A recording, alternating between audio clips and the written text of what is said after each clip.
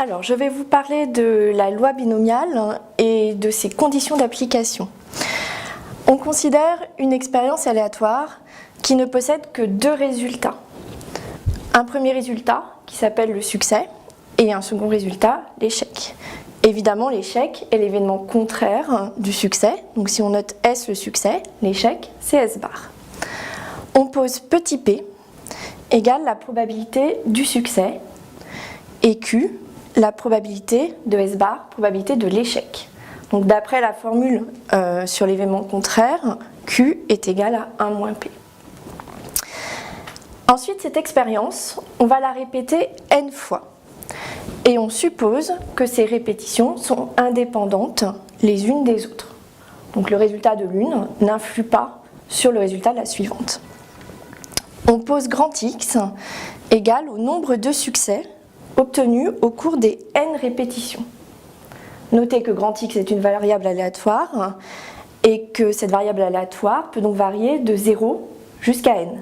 Je peux avoir 0 succès au cours des n répétitions ou au maximum, je peux avoir n succès au cours des n répétitions.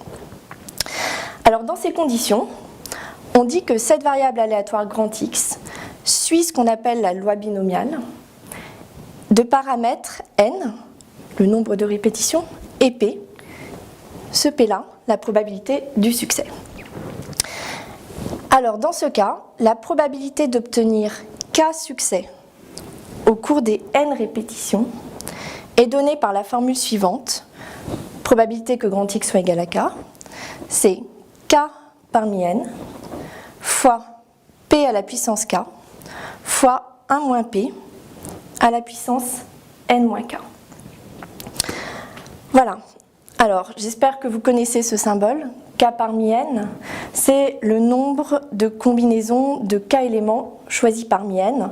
Si vous ne connaissez pas cette notation, je vous invite à consulter la vidéo sur les coefficients binomiaux, les k parmi n.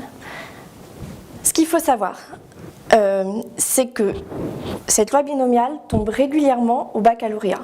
C'est donc quelque chose de fondamental dans la partie sur les probabilités.